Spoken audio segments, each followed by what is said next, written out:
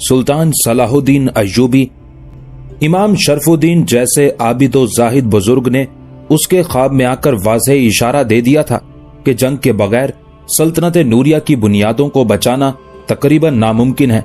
بالآخر شدید ذہنی کشمکش اور اذیت ناک مرحلے سے گزر کر صلاح الدین ایوبی اس نتیجے پر پہنچ ہی گیا کہ بری طرح الجھی ہوئی اس سیاسی گتھی کو ناخن تدبیر سے نہیں، تلوار کی نوک ہی سے سلجھایا جا سکتا ہے۔ پھر اس نے اپنے 700 سپاہیوں کے ساتھ آگے بڑھ کر حلب کا محاصرہ کر لیا۔ یہ صلاح الدین ایوبی کی شجاعت اور اولو العزمی کا کھلا ثبوت تھا کہ اس نے فوج کے ایک مختصر سے دستے کے ساتھ اتنا بڑا قدم اٹھایا، ورنہ 700 سپاہی اس قابل نہیں ہوتے جو غیر سرزمین پر جارحانہ انداز اختیار کر سکے۔ اتنی مختصر سی فوج تو دفاعی جنگ بھی نہیں لڑ سکتی۔ عام انسان کہہ سکتا ہے کہ صلاح الدین ایوبی کا یہ اقدام احمقانہ تھا کہ چند سپاہی لے کر اپنے سے کئی گنا بڑی فوج کا مقابلہ کرنے کے لیے اسی کے علاقے میں داخل ہو گیا تھا، مگر حقیقت یہ ہے کہ صلاح الدین ایوبی ایک راسخ العقیدہ اور نیک سیرت حکمران تھا۔ وہ ہر حال میں حق تعالی کی تائید پر یقین رکھتا تھا۔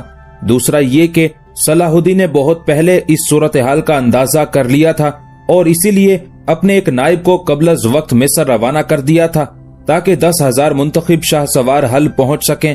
پھر جیسے ہی صلاح الدین ایوبی کا مختصر لشکر حلب کے محاصرے کے لیے جبل جوشن پر خیمہ زن ہوا، اس کے دوسرے دن ہی مصر سے 10,000 تازہ دم سپاہیوں کا لشکر بھی حلب پہنچ گیا۔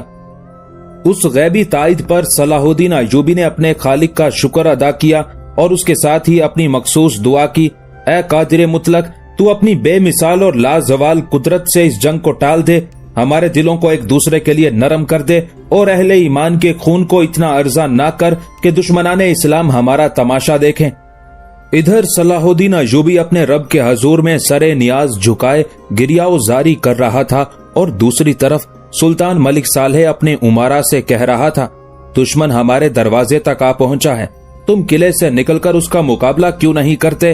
آخر تمہیں کس بات کا انتظار ہے؟ کیا تم اس وقت گھر سے باہر نکلو گے جب وہ 4 دیواری کے اندر داخل ہو جائے گا؟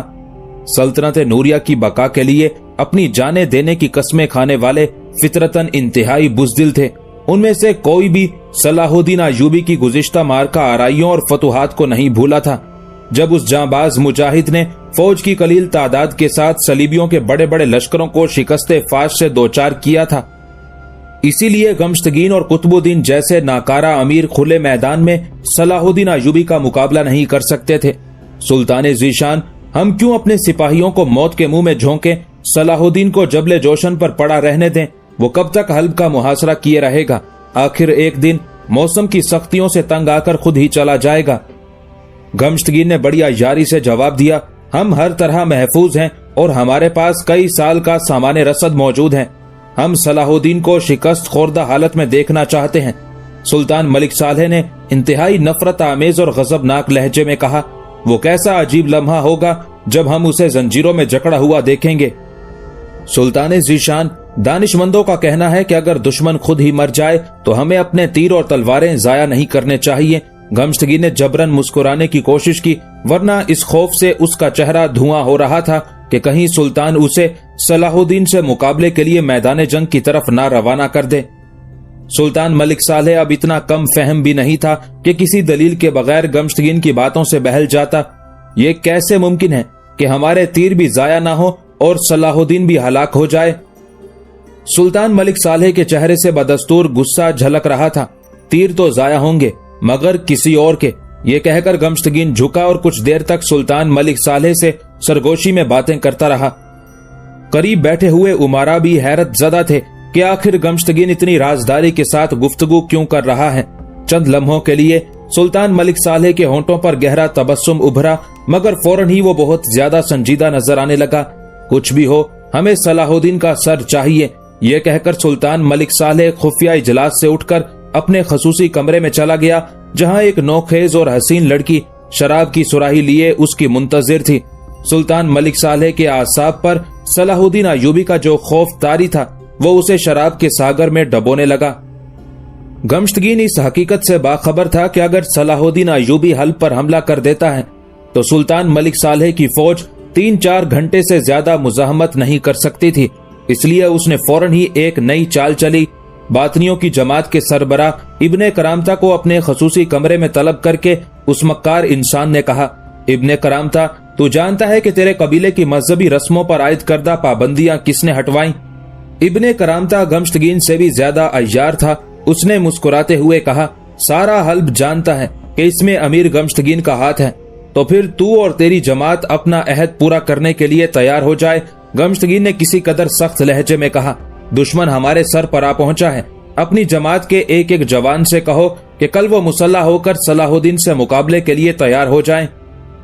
गमश्तगीन की बात सुनकर इब्ने करामता कुछ देर के लिए बदहवास हो गया। फिर उसने बड़ी मुश्किल से अपनी बिगड़ती हुई हालत पर काबू पाया। अमीर, आप भूल रहे हैं, हमारे मुआहिदे में ये शर्त शामिल नहीं थी। फिर वो कौन सी शर्त थी कि जिसके तहत तुम्हें मजहबी आजादी बख्शी गई? गमश्तगीन की आवाज कुछ और सख्त हो गई थी। शर्त यह थी कि अगर सलाहुद्दीन या कोई भी दुश्मन हल्ब पर हमलावर होगा तो मेरी जमात का एक एक तंदुरुस्त व तावाना शख्स हमलावर का मुकाबला करेगा। इब्ने करामता ने एक एक लफ्ज पर जोर देते हुए कहा, और हमला किसको कहते हैं? गमश्तगीन ने तेज लहजे में पूछा। ये मुहासरा है। इब्ने करामता ने भी उसी अंदाज में चाल चली। जब दोनों तरफ से तलवारें खिंच जाएं और गर्दनें कटकर जमीन पर गिरने लगे तो मैं समझूंगा कि जंग छिड़ गई। इब्ने करामता इंतहाई अय्यार इंसान था। उसका मंसूबा यह था कि अगर सलाहुद्दीन अय्यूबी हल पर हमलावर होता है तो वो अपनी जमात को लेकर शाम चला जाएगा। फिर वाली मिस्र और सुल्तान मलिक सालेह आपस में टकराकर तबाह हो जाएंगे और अंजामे कार बातनियों को दोबारा मिस्र पर अपनी हुकूमत कायम करने का मौका मिल जाएगा। तवील गुफ्तगू के बाद गमश्तगीन समझ गया कि इब्ने करामता जैसा फितनागर उसके फरेब में नहीं आएगा। आखिर गमश्तगीन ने इसी में आफियत समझी कि इब्ने करामता से खुलकर बात कर ले। याद रखो कि अगर एक बार सलाहुद्दीन अय्यूबी हल्ब की हदूद में दाखिल हो गया तो न हम बचेंगे और न तेरी जमात, इसलिए जंग करने की बजाय जिंदा रहने की तदबीर सोच। गमश्तगीन की बात सुनकर इब्ने करामता ने एक जोरदार कहकहा लगाया, गवर्नर हल्ब, अब आप सीधे रास्ते पर आए। मैं नहीं जानता कि मेरा मजहब क्या है और तुम किस अकीदे के मालिक हो। दोनों फितनागर एक दूसरे के सामने बेनकाब हो रहे थे। मैं भी सलाहुद्दीन से निजात चाहता हूँ और तुम लोग भी। बेहतर यही है कि सलाहुद्दीन को दरमियान से हटाकर मिस्र का इक्तदार तुम्हारी जमात के हवाले कर दिया जाए और बाकी इलाके। इब्ने करामता ने मुस्कुराते हुए कहा, जब दो शुरका में तिजारत होती है तो बराबर का मुनाफा होता है। गमश्तगीन इक्तदार की हवस में इस कदर अंधा हो रहा था कि उसने सल्तनत नूरिया को तकसीम कर डाला। मिस्र और शाम तुम्हारा, हल्ब और दमिश्क मेरा। इब्ने करामता ने सौदा मंजूर कर लिया और उसी दिन रात के अंधेरे में शाम रवाना हो गया। इधर सलाहुद्दीन अय्यूबी के कत्ल और सल्तनत नूरिया की तकसीम के खुफिया मुआहिदे हो रहे थे और उधर यरूशलेम में शाह अमूरी की मौत के बाद एक नया इंकलाब आ गया था। शाह अमूरी दुनिया का बदकार तरीन इंसान होने के साथ उन चंद सलीबियों में से एक था जो मुसलमानों को मिटाने के साथ साथ मक्का मुअज़्ज़मा और मदीना मुनव्वरा पर भी कब्जा करना चाहते थे। मगर कुदरत के फैसले भी अजीब होते हैं। शाह अमूरी ने बानियास और सिकंदरिया के महाज पर सलाहुद्दीन अय्यूबी से बदतरीन शिकस्त खाई। उसके साथ ही वो अपनी जिंदगी में भी दुनिया का इंतहाई बदनसीब इंसान था। अमूरी की पहली बीवी से एक लड़का बाल्डोन पैदा हुआ। अभी बाल्डोन 1 ही साल का था कि वो कोढ़ के मर्ज में मुब्तला हो गया। शाह अमूरी ने पूरी ईसाई दुनिया से बेहतरीन तबीब यरूशलेम बुलाए। मुसलमान हकीमों को भी अपने दरबार में तलब किया। उन्हें बड़े बड़े इनामात की पेशकश की गई। कदीम व जदीद तमाम नुस्खे आजमा लिए गए, मगर बाल्डोन का मर्ज कम होने की बजाय बढ़ता ही चला गया।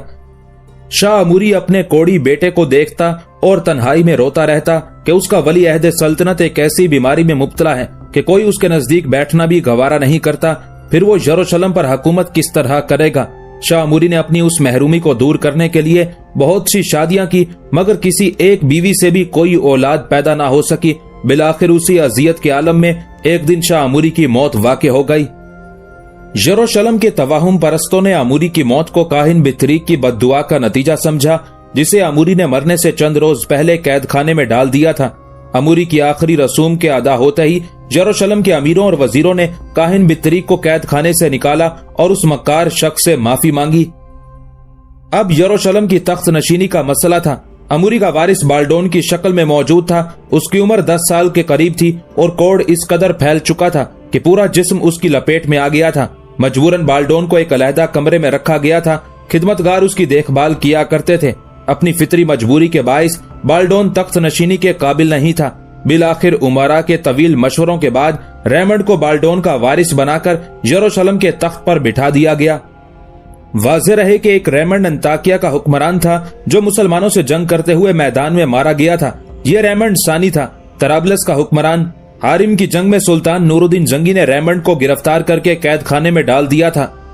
रेमंड ने उसी हालत असीरी में 8 साल गुजारे। फिर फखरुद्दीन मसूद बिन जोफरानी की सिफारिश पर सुल्तान नूरुद्दीन महमूद जंगी ने 1.5 लाख दिनार तावान और 1000 मुसलमान कैदियों को आजाद करने के बदले में रेमंड को छोड़ दिया था। अब रेमंड एक बालों पर टूटा हुआ शाहीन था जो तूफानी हवाओं में उड़ने की बजाय जमीन पर रेंगता रहता था। अचानक उसकी किस्मत ने करवट ली और वो यरूशलेम का निगरान बादशाह बन गया। ईसाई उमारा ने रेमंड का इंतखाब इसलिए किया था कि वो भी शाह अमूरी की तरह मुसलमानों से शदीद नफरत करता था और अहले ईमान के मकामाते मुकद्दसा पर कब्जा करने के ख्वाब देखा करता था। मुख्तसर ये कि रेमंड उस वक्त तमाम सलीबी बादशाहों में सबसे ज्यादा मोहतरम था। तख्त नशीनी से पहले रेमंड ने इंजील मुकद्दस पर हाथ रखकर कसम खाई थी कि वो बहुत जल्द सलीबियों की गुज़िश्ता शिकस्तों का हिसाब बराबर कर देगा। इब्ने करामता गमश्तगीन से गुफ्तगू करने के बाद शाम पहुंचा, जहां बातनियों की बहुत बड़ी अक्सरियत थी और सनान नामी एक शख्स उनकी क़यादत कर रहा था। बातनी भी कई फिरकों में तकसीम थे, मगर उन सब का मकसद एक ही था कि अहले ईमान में फूट डाली जाए, यहाँ तक कि इस्लामी सल्तनत मुकम्मल तौर पर तबाह हो जाए। बातनी मजहब का खुलासा ये है कि इंसानी हयात 4 रोजा है। इस मुख्तसर सी मुद्दत में आदमी को चाहिए कि वो जमीन पर पाई जाने वाली हर खुशी और लज्जत हासिल करे। हर शख्स को औरत और शराब के इस्तेमाल की खुली आजादी है। अपना मतलब निकालने के लिए झूठ और मुनाफकत से काम लेना बड़ी इबादत है। बातनियों का पहला अमीर अब्दुल्ला बिन सबा यहूदी था, जिसकी फितना अंगेजियों ने मुसलमानों को मुसलमानों से लड़ाया, जिसके नतीजे में खलीफा सोम हजरत उस्मान गनी रज़ियल्लाहु ताला अन्हो की शहादत का जहां गुदाज वाकया पेश आया। फिर ये बातनी तहरीक सफर करते करते हसन बिन सबा तक पहुंची, जिसने किला अल मौत में अपनी जन्नत तामीर की थी और उसके साथ ही फिदाइयों की एक जमात भी बनाई थी। उस जमात में छांट छांट कर सफाक तरीन लोग शामिल किए गए थे। बातनियों के उस फिरके का नाम हशाशीन था। उस फिरके से ताल्लुक रखने वाले अफराद आदम खोर कहलाते थे और उन आदम खोरों का सरबरा सनान था। इब्ने करामता ने शाम पहुंचते ही सनान से मुलाकात की और गमश्तगीन और दूसरे हल्बी उमारा की तरफ से पेशकश की, अगर सलाहुद्दीन अय्यूबी को कत्ल कर दिया जाए तो ज़र कसीर के अलावा कई शहर भी हशाशीन के हवाले कर दिए जाएंगे। सलाहुद्दीन अय्यूबी को कत्ल करना तो हशाशीन के नजदीक अफजल तरीन इबादत थी।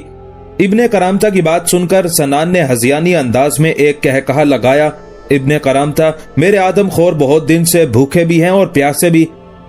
आज तू एक तवील अरसे के बाद एक बहुत बड़ी दावत लेकर आया है। सलाहुद्दीन अय्यूबी की लाश से तो सुल्तान नूरुद्दीन जंगी का हिसाब भी लेना है। फिर सनान ने 50 आदम खोर हशाशीन को तलब किया, जो तीरंदाजी, शमशीर जनी और शाह सवारी के साथ गुरीला जंग लड़ने के भी माहिर थे। उन्हें कुछ हिदायत दी और इब्ने करामता के साथ हल्ब रवाना कर दिया। फिर जब इब्ने करामता जाने लगा तो सनान ने पुरजोर अल्फाज में उसे नसीहत की, जैसे ही सलाहुद्दीन का काम तमाम हो जाए, एक लम्हा जाया किए बगैर गमश्तगीन और उसके हमनवा अमीरों के साथ सुल्तान मलिक सालेह को भी कत्ल करा देना। फिर हशाशीन का यह आदम खोर दस्ता बड़ी राजदारी के साथ हल पहुंचा। उसके बाद गमश्तगीन के जासूसों की निशानदही पर हशाशीन ने सलाहुद्दीन अय्यूबी के फौजियों की तरह लिबास पहने और दूसरे दिन जबले जोशन पहुंचकर सलाहुद्दीन के लश्कर में शामिल हो गए। हशाशीन का मंसूबा कामयाब था, मगर ये सलाहुद्दीन अय्यूबी की खुशबख्ती थी कि यकायक आदम खोरों की चाल उन्हीं पर उलट गई। सलाहुद्दीन अय्यूबी के लश्कर में एक अमीर हाकिम बुकुबैस नजमुद्दीन था। सुल्तान नूरुद्दीन महमूद जंगी की वफात के बाद नजमुद्दीन ने मिल्लत इस्लामिया की सालमियत के लिए सलाहुद्दीन अय्यूबी की इताअत कबूल कर ली थी। बुकुबैस शाम का सरहदी इलाका है, इसलिए नजमुद्दीन हशाशीन की जमात के अक्सर अफराद को पहचानता था। जब ये बातनी आदम खोर सलाहुद्दीन के लश्कर में शामिल होकर अपना हदफ तलाश करने लगे तो हाकिम बुकुबैस ने उनमें से एक शख्स को पहचान लिया, मगर वो अपने जज्बात पर काबू न रख सका और नजमुद्दीन ने उस शख्स का गिरेबान पकड़कर चीखते हुए कहा, आले शैतान, मैं तुम्हें खूब जानता हूँ कि तुम लोग किस इरादे से यहाँ आए हो, मगर याद रखो कि तुम मेरी जिंदगी में अपने नापाक मंसूबे को तकमील तक नहीं पहुंचा सकोगे। راز فاش ہوتے ہی باطنی آدم خور نے برق رفتاری کے انداز میں زیر لباس چھپا ہوا خنجر نکالا اور نجم الدین کے شکم میں اتار دیا، مگر نجم الدین نے اس کا گریبان نہیں چھوڑا اور چیخ کر اپنے ساتھیوں سے کہا، امیر صلاح الدین کو مطلع کر دو کہ ہمارے لشکر میں حشاشین گھس آئے ہیں، ان پر سخت نظر رکھی جائے اور ہر سپاہی کی تلاشی لی جائے۔ نجم الدین کی آواز سن کر دوسرے حشاشین بھی پلٹ پڑے اور نجم الدین کے کئی ساتھیوں کو قتل کر دیا۔ اس دوران آدم خور نے نجم الدین کے شکم پر کئی مہلک وار کیے، مگر وہ بہت شجاع اور سخت جان آدمی تھا، اس نے آدم خور کو نہیں چھوڑا، یہاں تک کہ نجم الدین کا ایک سپاہی وہاں پہنچا اور اس نے آدم خور کو قتل کر دیا۔ بہت زیادہ زخم کھانے اور خون بہ جانے سے نجم الدین لڑکھڑا کر گر پڑا۔ سپاہی نے اسے اٹھانے کی کوشش کی، مگر نجم الدین نے لڑکھڑاتے ہوئے لہجے میں سپاہی سے کہا، مجھے چھوڑ دو اور امیر صلاح الدین کی حفاظت کرو۔ اس سے پہلے ہی نجم الدین کا ایک سپاہی چیخ چیخ کر صلاح الدین ایوبی کو حشاشین کی آمد سے باخبر کر چکا تھا۔ دو آدم خوروں نے صلاح الدین ایوبی کے خیمے میں گھسنے کی کوشش کی، مگر بروقت اطلاع مل جانے پر تغرل امیر جاندار نے ان دونوں حشاشین کو قتل کر دیا جو صلاح الدین ایوبی پر حملہ کرنا چاہتے تھے۔ انجام کار بڑی مشکل سے اس فتنے پر قابو پایا گیا اور ایک ایک آدم خور کو قتل کر دیا گیا، مگر پھر بھی حشاشین نے صلاح الدین کے 200 سے زیادہ سپاہیوں کو شہید کر دیا تھا۔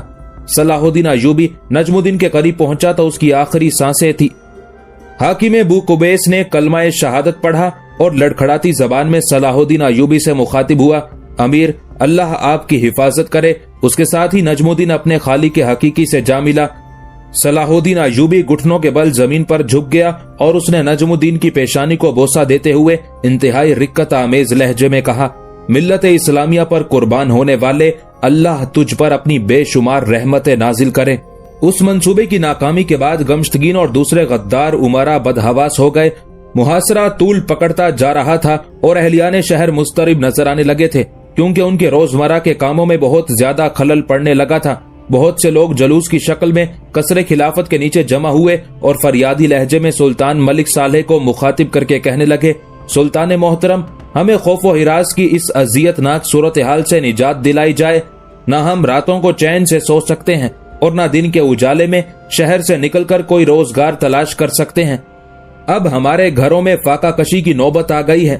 رعایا کا شور فغاں سن کر سلطان ملک صالح گھبرا گیا اور اس نے چاہا کہ وہ صلاح الدین ایوبی سے صلح کی بات کر کے اپنی رعایا کو پرسکون کر سکے، لیکن گمشتگین اور دوسرے غدار امراء نے ایک بار پھر سلطان ملک صالح کو ورگلایا۔ آپ کی طرف سے صلح کی پیشکش کا ایک ہی مفہوم ہے کہ آپ نے اپنے غلام کے آگے گھٹنے ٹیک دیے ہیں۔ گمشتگین جان بوجھ کر ایسے تحقیر آمیز الفاظ استعمال کر رہا تھا کہ جنہیں سن کر سلطان ملک صالح اشتعال میں آ جائے۔ شکست خوردہ انسان کو فاتح کا ہر مطالبہ ماننا پڑتا ہے۔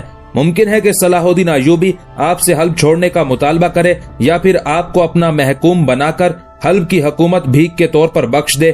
فریب کار گمشتگی نے بڑی ہوشیاری کے ساتھ نو عمر حکمران کے دماغ پر ایک بھرپور ضرب لگائی، جس کی تکلیف سے سلطان ملک صالح چیخ اٹھا، ایک غلام کی محکومی قبول کرنے سے تو بہتر ہے کہ ہم زہر پی کر خودکشی کر لیں یا اپنے ہی خنجر سے اپنی شاہرگ کاٹ دیں۔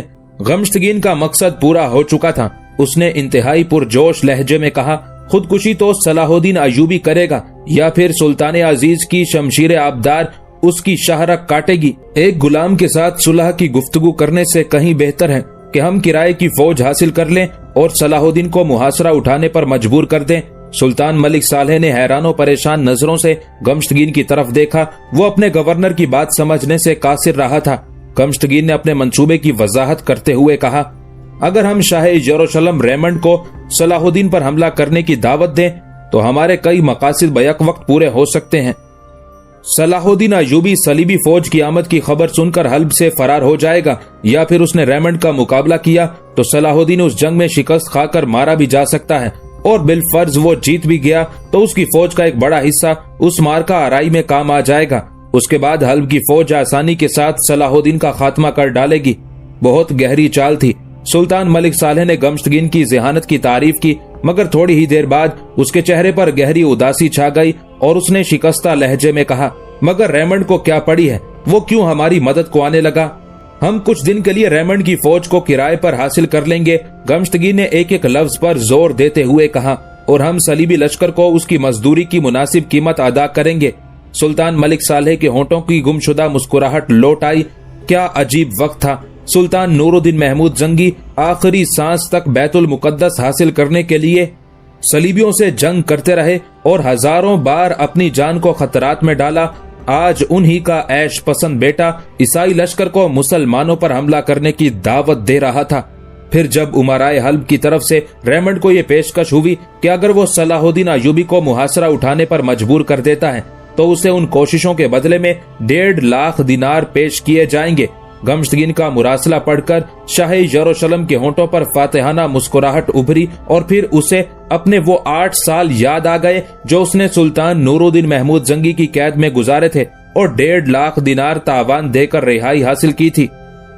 ریمنڈ نے فوری طور پر گمشتگین کے مراسلے کا جواب تحریر کر دیا، اگر مجھے 10 لاکھ دینار بطور پیشگی ادا کیے جائیں تو میں صلاح الدین ایوبی کو فرار ہونے پر مجبور کر سکتا ہوں۔ 10 لاکھ دینار بہت بڑی رقم تھی۔ سلطان ملک صالح سوچ میں پڑ گیا، اس ادائیگی کے بعد ریاست کے خزانے پر برا اثر پڑ سکتا تھا۔ یہ سوچ کر اس نے فوری طور پر انکار کر دیا، اگر آپ ریمنڈ کو یہ رقم ادا نہیں کریں گے تو زندگی بھر اپنے غلام کو خراج دینا پڑے گا۔ گمشتگین نے بدحواس ملک صالح کے ذہن پر ایک اور ضرب لگائی۔ بالآخر 10 لاکھ دینار ریمنڈ کی خدمت میں اس طرح پیش کر دیے گئے جیسے سلطان ملک صالح صلیبی بادشاہ کا قرض ادا کر رہا ہو۔ ریمنڈ نے دونوں ہاتھوں میں دینار اٹھائے، پھر ایک کہکہا لگاتے ہوئے سلطان نورالدین محمود زنگی کی روح کو مخاطب کرتے ہوئے کہا، سلطان، میں اپنی شکست، قید اور تاوان کو بھولا نہیں ہوں۔ تو دنیا سے چلا گیا مگر تیری اولاد سارے قرض سود در سود ادا کرے گی۔ 10 لاکھ دینار پیشگی وصول کرنے کے بعد شاہ یروشلم ریمنڈ نے انتہائی جارحانہ انداز اختیار کرتے ہوئے صلاح الدین ایوبی کے نام ایک خط تحریر کیا، اب اہل حلب تنہا نہیں ہے، میرے ساتھ پوری عیسائی دنیا سلطان ملک صالح کی پشت پناہ اور مددگار ہے۔ میں تجھے اتنی مہلت دیتا ہوں کہ تو حلب کا محاصرہ اٹھا کر دمشق چلا جائے، پھر دمشق کی حدود چھوڑ کر مصر کے حصار میں سمٹ جائے، اسی میں تیری سلامتی ہے۔ جب صلاح الدین ایوبی شاہ یروشلم کا خط پڑھ چکا تو اس نے بڑے بے نیازانہ انداز میں عیسائی سفیر کی طرف دیکھا، پھر مسکراتے ہوئے کہا، میں ریمنڈ کو پہچانتا ہوں۔ جب سلطان عادل نے تمہارے شہنشاہ کو گرفتار کیا تھا میں بھی اس مارکے میں شریک تھا۔ میں نے اپنی آنکھوں سے ریمنڈ کو کسی گیدڑ کی طرح میدان جنگ سے فرار ہوتے پھر زنجیروں میں جکڑا ہوا واپس آتے دیکھا تھا۔ مجھے اس کے ایام اسیری بھی یاد ہیں، پھر جس طرح اس نے سلطان نورالدین زنگی کے قدموں پر سر رکھ کر اپنی زندگی کی بھیک مانگی تھی، میں وہ منظر بھی نہیں بھولا ہوں۔ صلاح الدین ایوبی کی تحقیر آمیز گفتگو سن کر صلیبی سفیر کا سرخ و سفید چہرہ سیاہی مائل ہو گیا تھا۔ والی مصر کو شاہ یروشلم کی طاقت کا اندازہ نہیں، جب وہ میدان جنگ کی طرف بڑھیں گے تو ساری دنیا کے عیسائی لشکر حرکت میں آ جائیں گے۔ صلاح الدین ایوبی نے صلیبی سفیر کی اس لافزنی کا کوئی جواب نہیں دیا، اٹھ کر کھڑا ہوا اور باوقار لہجے میں ریمنڈ کے قاصد سے مخاطب ہوا، اب تم جا سکتے ہو۔ یہ کہہ کر صلاح الدین ایوبی کمرے سے جانے لگا اور شہنشاہ کے خط کا جواب صلیبی سفیر سارے دعوے بھول گیا تھا اور اب اس کے چہرے پر حیرت و فکر کا غبار اڑ رہا تھا۔ صلاح الدین ایوبی جاتے جاتے پلٹا اور ہلکی سی مسکراہٹ کے ساتھ بولا، اب میدان جنگ میں تمہارے شہنشاہ سے ملاقات ہوگی۔ صلیبی قاصد کو صلاح الدین ایوبی سے اس ذلت آمیز سلوک کی ذرا بھی توقع نہیں تھی۔ اس کا خیال تھا کہ صلاح الدین ایوبی پوری عیسائی دنیا کے شریک جنگ ہونے کی دھمکی سن کر گھبرا جائے گا اور سیاست سے کام لیتے ہوئے صلح جوئی کا راستہ اختیار کرے گا، مگر صلاح الدین ایوبی تو آندھی کے کسی تیز جھونکے کی طرح گزر کر چلا گیا۔ اس وقت سلطان ملک صالح، گمشتگین، قطب الدین بن حسان اور دوسرے غدار امراء کی خوشی ناقابل بیان تھی جب ان لوگوں نے قلعے کی فصیل سے یہ منظر دیکھا کہ جبل جوشن سے صلاح الدین ایوبی کے سپاہی اپنے خیمے اکھاڑ رہے تھے۔ سلطان ذیشان، آپ کو یہ پہلی کامیابی مبارک ہو، عیار گمشتگین نے پرجوش لہجے میں کہا۔ سلطان ملک صالح اپنی خوشی کا مظاہرہ کرتے کرتے اچانک اداس نظر آنے لگا تھا۔ یہ کامیابی ضرور ہے مگر ہم نے اسے بہت مہنگے داموں خریدا ہے، گمشتگین نے برجستہ جواب دیا۔ سلطان ذیشان، سیاست بھی ایک تجارت ہے، ہم بہت جلد اس مالی نقصان کو پورا کر لیں گے۔ سلطان ملک صالح کو 10 لاکھ دینار جانے کا بہت افسوس تھا۔ گمشتگین کی زبان سے اس نقصان کی تلافی کا ذکر سن کر شدید حیرت زدہ لہجے میں بولا، ہماری سمجھ میں نہیں آتا کہ اس خسارے کو کس طرح پورا کیا جائے گا، وہ آپ مجھ پر چھوڑ دیں۔ گمشتگین نے دعوے کے انداز میں کہا، میں 1 سال کے اندر اس بوجھ کو ہلکا کر دوں گا۔ मुझे इस बारे गरा को उतारने का तरीका बताओ। सुल्तान मलिक सालेह गमश्तगीन की गुफ्तगू से मुतमईन नहीं हुआ था। हमने ये रकम शाही खजाने से ली है। गमश्तगीन ने अपनी बात की वजाहत करते हुए कहा, यही रकम रियाया से लेकर दोबारा खजाने में जमा कर दी जाएगी। उन पर ज्यादा से ज्यादा टैक्स लगाएंगे और मालदारों के लिए हुक्मनामा जारी करेंगे कि वो वतन की हिफाजत के लिए ज्यादा से ज्यादा माली कुर्बानियां दें। इस तरह तो रियाया पर बहुत बोझ पड़ जाएगा। सुल्तान मलिक सालेह ने नौउम्री के बावजूद जिहानत की बात की थी। गमश्तगीन के शैतानी दिमाग ने फौरी तौर पर जवाज तराश लिया। सुल्तान ज़ीशान कामयाब और दानिशमंद हुक्मरान वो है जो वक्तन फवक्तन अपनी रियाया पर इस किस्म के बोझ डालता रहे ताकि उनकी कमर भी झुकी रहे और सर भी। ये आवाम बहुत बेवफा और नाशुक्रे होते हैं। इन्हें ज्यादा ऐशो आराम दो तो ये बगावत पर उतर आते हैं। अगर आपने अहले दमिश्क को मुकम्मल तौर पर दबा दिया होता तो वो कभी सलाहुद्दीन को खुश आमदीद ना कहते। इन पर इतना खौफ तारी कर दीजिए कि ये ख्वाब में भी आपके नाम से कांपते रहें। गमश्तगीन अपना मतलब निकालने के लिए मलिक सालेह को रियाया पर जुल्म और तशद्दुद का रास्ता दिखा रहा था। नापुख्ता जहन रखने वाले सुल्तान के जहन में ये बात जम गई और वो मुतमईन नजर आने लगा। सलाहुद्दीन अयूबी का लश्कर तवील मुहासरा उठाकर जा चुका था। शहर के दरवाजे खोल दिए गए थे और हल्ब के बाशिंदे खुश थे कि उनके सरों पर मंडलाने वाला मौत का साया दूर हो चुका था।